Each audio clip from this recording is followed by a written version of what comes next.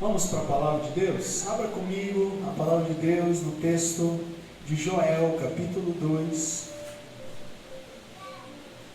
a partir do verso 23. Repetindo então, Joel, capítulo 2, a partir do verso 23. Esse é o versículo que nós lemos, que Deus nos trouxe hoje pela manhã. Nós tivemos uma campanha de 7 dias de oração, e fechamos hoje de manhã, 7 dias às 6 da manhã aqui na igreja.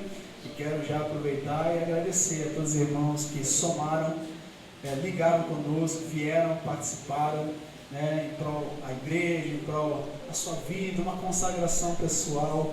Foi um tempo de bênção, que vai trazer resultados, eu creio, em nome de Jesus. E no texto que Deus nos deu na manhã de hoje foi esse. Eu gostaria de compartilhar também com todos vocês, com toda a igreja.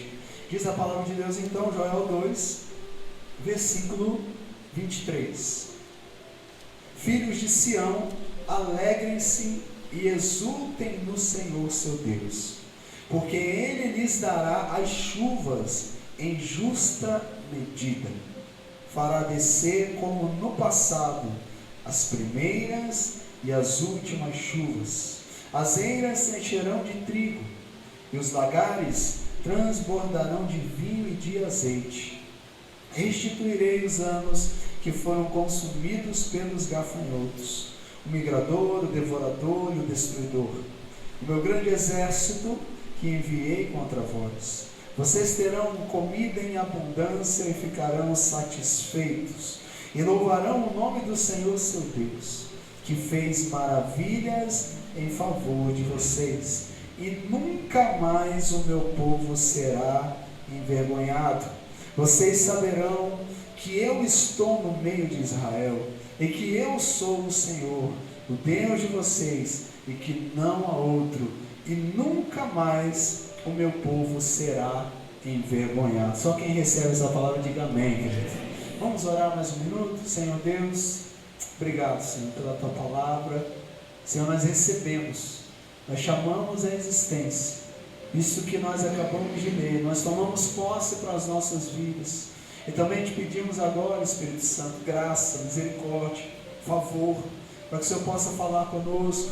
Quem somos nós, tão pequeninos, para que o Deus soberano e grande possa, como um pai se inclina para falar com o seu filho, possa falar com o seu povo. Senhor, então, pela graça, pela misericórdia, pelo amor do Senhor, fala conosco. Espírito Santo, que não venha eu, não tenho nada para acrescentar na vida de ninguém, mas o Senhor possa usar a minha vida nessa noite como instrumento por meio da misericórdia e graça, e que cada um seja alcançado, Senhor, que a verdade da palavra venha destruir o engano e a mentira, e que nós venhamos tomar posse daquilo que o Senhor tem para nós. É o que nós te pedimos e já te agradecemos em nome de Jesus. A igreja diga amém. Amém. Glória a Deus. Irmãos, o povo de Israel estava passando por um tempo de escassez, por um tempo de fome, por um tempo de juízo de Deus. Está aqui claro que isso está acontecendo, um tempo onde o gafanhoto acabou com a plantação, a praga de gafanhoto, uma dor muito grande, uma sequidão, uma distância de Deus. E se você ler o livro de Joel, no capítulo 1, ele começa com essa praga de gafanhoto e a seca, ou seja, um tempo de dor, um tempo de juízo, um tempo de colher consequências de um distanciamento de Deus, colher consequências das escolhas, do estilo de vida, do afastamento de Deus, e não porque Deus goste disso, mas porque o próprio povo escolheu esse caminho. Quando você escolhe um caminho que é contrário à palavra de Deus, querido, a consequência ela vem, seja imediata ou não, mas existem consequências. É o que esse povo está vivendo. Mas essa palavra é como se Deus estivesse tirando, do caos que eles estavam vivendo, a prosperidade, do caos a restauração. O Deus que devolve a alegria, o Deus que não tem prazer no sofrimento do ser humano, o Deus que não tem prazer em que você sofra, em que você perca e seja, a tua colheita venha gafanhotos e destrua a sua colheita. Eu falei muito no final do ano para a gente cuidar, que a gente semeou o ano inteiro, às vezes no finalzinho do ano o inimigo vai lá e rouba a colheita de muita gente.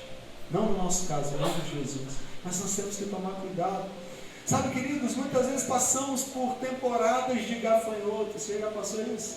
Temporada onde parece que a gente vai diminuindo, queremos crescer, todo mundo quer crescer, desenvolver, mas parece que veio uma nuvem de gafanhotos. Uma temporada, uma crise, perdas financeiras, crises emocionais. Alguém já teve crise emocional aqui? Não, né? Só o pastor sim. Né? Crises familiares, desertos espirituais. É comum a gente, como pastor, atender as pessoas dizendo: pastor, eu estou numa frieza, pastor, eu estou numa dificuldade para sentir a presença de Deus. Você já passou por isso? Na vida nós passamos, na caminhada cristã nós passamos por isso, né? Parece que nós estamos sendo consumidos, né? Parece consumir os anos de esforços, né? Você se esforça, você trabalha, você semeia, você investe no reino, você investe em pessoas, e parece que esse resultado foi consumido pelo gafanhoto. Parece que esse resultado não chegou. Quando a gente vê aqui o versículo 23, vamos pegar um a um aqui, ou pelo menos alguns, né? Diz a palavra: filhos de Sião, alegrem-se. Fala para o teu irmão: se alegra, meu irmão. E aí, meu irmão? O quadro não tinha mudado. O quadro era de seca, o quadro era de praga, de gafanhoto, dos anos sendo consumidos, e aí de repente Deus fala: mas se alegra. É a mesma coisa você chegar para mim e dizer: pastor, e você contar só coisa ruim. Tem um testemunho e tem um testemunho, né? Que é só coisa triste, né? Você chegar para mim assim e dizer: pastor, acabou tudo, eu estou mal, e eu virar para você com toda alegria e dizer: meu irmão, alegre-se, regozije-se no Senhor. O que você vai falar para mim? Eu falo: mas como? Tem jeito de fazer isso? Eu estou contando, pastor, que a coisa deu tudo errado, e você virou para mim: se alegra, meu irmão. Como é que pode se alegrar? Sabe o que Deus está dizendo aqui? Exatamente isso para esse povo. Estava a plantação.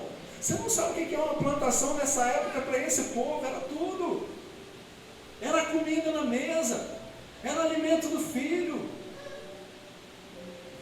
Sabe, Deus chega para eles aqui, através do profeta Joel, está dizendo: filhos de Sião, alegrem-se, exultem no Senhor seu Deus. E aí ele começa a profetizar: porque ele, veja aqui, porque ele dará as chuvas em justa medida. Quantos podem dizer glória a Deus? Primeira coisa, um convite à alegria. A alegria cristã não depende da colheita. A alegria cristã depende daquele que envia a chuva, da esperança daquele que vai enviar a chuva. É comum nós estamos vivendo problemas na igreja, na família, nas finanças, mas o que a gente faz? A gente recorre ao Senhor. Primeira coisa, a gente tem que alinhar a nossa vida, se arrepender, buscar um arrependimento: Senhor, onde eu tenho errado. E conforme a gente vai corrigindo, e a gente ora, a gente se enche de esperança. Diga bem forte: esperança. Sabe, é isso. A vida cristã, né, não se resume, não se depende da colheita atual. Talvez você não colheu o que você gostaria. Talvez você não está vivendo o sonho da sua vida ainda, mas o que Deus está falando: se alegre, porque as chuvas virão em justa medida. Chuva no tempo certo, a chuva virá no tempo certo, na medida certa, na hora certa. E Deus estava comunicando com o povo e pedindo para que eles se alegrassem. E se alegrar antes de ver a colheita, antes de ver a restauração, chama-se viver pela fé. Quando você se alegra, mas você não viu nada, mas você está alegre, o mundo não vai entender, o mundo não pode entender. Essa paz que existe em minha alma, lembra daquela canção? O mundo não consegue entender. A coisa está difícil e você está sempre alegre.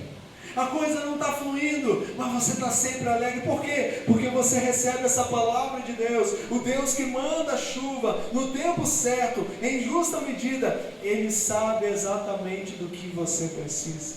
Ele sabe exatamente. E a chuva em justa medida, porque chuva para uma plantação, né?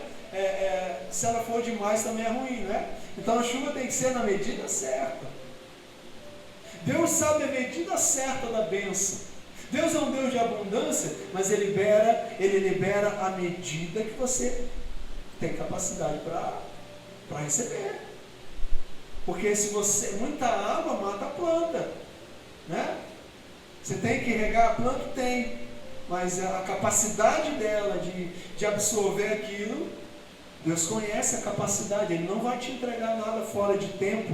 Ele não vai te entregar nada porque você fez pirraça igual criança, né? Já viu quando a criança faz pirraça e rola no chão, eu quero, né? E às vezes dá certo, né? Para criança. Mas isso não funciona com Deus.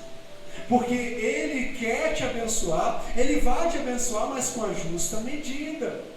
Ele vai te abençoar conforme você pode absorver. Ele não vai te dar algo que depois vai te matar, vai te sufocar e você não vai saber administrar aquilo. Quantas vezes, como pastor, pensei, não queremos crescer. Às vezes Deus mostra aqui, ó, antes de crescer você tem que corrigir aqui, ali, aquilo, outro. Se eu te der o crescimento agora, você perde tudo que eu te dou. Já pensou as almas se perdendo aí, indo embora? Não dá. Então Deus, Ele vem ajustando e vem dando a justa medida. Ele vem alinhando e vem dando a justa medida. A gente vai corrigindo e Ele entrega um pouquinho. Então Deus virá na sua vida com justa medida de chuva para curar, para transformar, conforme você vai alinhando a sua vida com Ele. Quem está entendendo, diga glória a Deus. Amém, queridos? Então Ele equilibra a disciplina. Porque aqui era um tempo de disciplina, sim ou não? Aqui era um tempo de disciplina para esse povo. Ele equilibra a disciplina com a provisão. Você consegue entender uma coisa dessa? Deus ama demais, né? Porque se Deus fosse só disciplina, a gente não sobrava nada para a gente. E nem nada da gente. Mas Ele vai equilibrando. Ele vai disciplinando. Ele vai segurando algumas coisas aqui da sua vida. Eu não posso entregar agora. Mas aí Ele vai liberando outros. Opa, agora. Então Ele vai dando a justa medida. Ele é um Deus justo. A gente pensa que sabe mais do que Deus às vezes. Eu falei ontem aqui, os jovens, não vou falar de novo não, senão o pessoal vai ficar rindo. Eu vou dar o mesmo exemplo de ontem aqui dos jovens, né? Cara, deu uma crise de riso em alguns aqui, né? Mas às vezes a gente acha que é maior que Deus. Eu falei que, eu estava falando sobre o pastor, né? E a ovelha, né? Jesus como bom pastor e nós como as ovelhas. Já pensou a ovelha falar assim, pastor, não dependo mais de você. A ovelha surtar. Já pensou a ovelha que fica ali de quatro patinhas, ficar de pé, arregaçar as mãos e falar, a partir de hoje vou enfrentar o lobo sozinho, porque eu garanto. E sai para longe do pastor. Quanto tempo de vida tem essa ovelha? Quantos segundos? O primeiro lobo que aparecer, isso é você quando está dizendo, estou cansado desse negócio de Deus, esse negócio de igreja, as pessoas, isso. Ei, você está pegando, você é a ovelhinha que está ficando de pé, estufando o peito e está dizendo, eu posso fazer, eu consigo, eu não dependo disso. Disso do quê? De onde Deus te plantou? Do que Deus mandou você fazer? Sabe por que as pessoas fazem isso? Você já surtou e fez isso? Você não, né? Vocês são todos santos. Mas talvez eu já tenha feito isso. E sabe por que o lobo não me consumiu? Porque o pastor não autorizou. Eu brinquei, o pastor falou para o lobo assim, essa ovelha está surtada, mas não toca nela não. Ela nem sabe o que está fazendo. Mas eu ainda estou guardando a vida dela. Sabe por que eu e você estamos ainda aqui, apesar de alguns momentos ter surtado?